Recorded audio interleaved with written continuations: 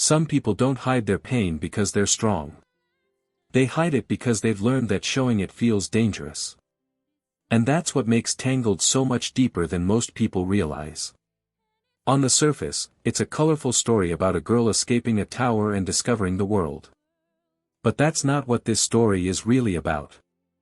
It's about what happens when someone spends their entire life being taught not to trust themselves. It's about emotional control disguised as love. And it's about the quiet loneliness of carrying wounds you don't even have words for. Most people watch Tangled and see a fairy tale. What they miss is that Rapunzel's journey mirrors something millions of people experience in real life. The experience of hiding pain so deeply that it starts to feel like part of your personality. And that's where the film quietly changes. Because Rapunzel isn't just trapped in a tower. She's trapped inside a belief. A belief that she is safer when she stays small. And maybe you've felt that too. Maybe you've stayed quiet to avoid conflict. Maybe you've smiled when you were hurting. Maybe you've convinced yourself that everything was fine because admitting otherwise felt too painful. If so, this story isn't about Rapunzel. It's about you. At the beginning of the film, Rapunzel appears happy. She sings. She paints. She reads. She fills every hour with activity. From the outside, her life almost looks peaceful. But look closer. Every single thing she does serves the same purpose. Distraction. Because when people are trapped emotionally, they often become experts at keeping themselves busy. The silence is what scares them. The stillness. The moments when they're forced to confront what they're actually feeling. Rapunzel has spent 18 years inside a tower. Not because she physically can't leave.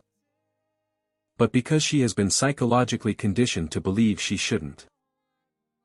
And Rapunzel is experiencing that death in real time. Not physical death. Psychological death. The death of the person she was taught to be. As the story continues, something fascinating happens. Rapunzel begins interacting with people outside her tower. And for the first time, she receives information that doesn't come from Gothel. This changes everything. Because healing often begins when we encounter new perspectives. A person. A conversation. An experience. Something that challenges the story we've been telling ourselves. Flynn Rider becomes important not because he saves Rapunzel. But because he sees her. And there's a difference. Many people spend their entire lives feeling unseen. Not because nobody looks at them. But because nobody truly understands them. Rapunzel has spent years performing a version of herself that keeps others comfortable. But around Flynn, she slowly begins revealing who she actually is. And that's one of the hardest things any human being can do. To stop performing. To stop pretending. To stop hiding. Because vulnerability feels dangerous when you've been punished for it in the past. What makes this painful is that many people don't even realize they're hiding. The mask becomes automatic. The smile becomes automatic. The people-pleasing becomes automatic. Eventually, you forget where the performance ends and the real you begins. That's why the lantern scene is so powerful. On the surface, it's one of Disney's most beautiful moments. The floating lights. The music. The romance. But psychologically, it's something much deeper. For the first time in her life, Rapunzel sees proof that her feelings were telling the truth. The lanterns weren't imaginary. Her dream wasn't foolish. Her longing wasn't meaningless. Everything she felt was real.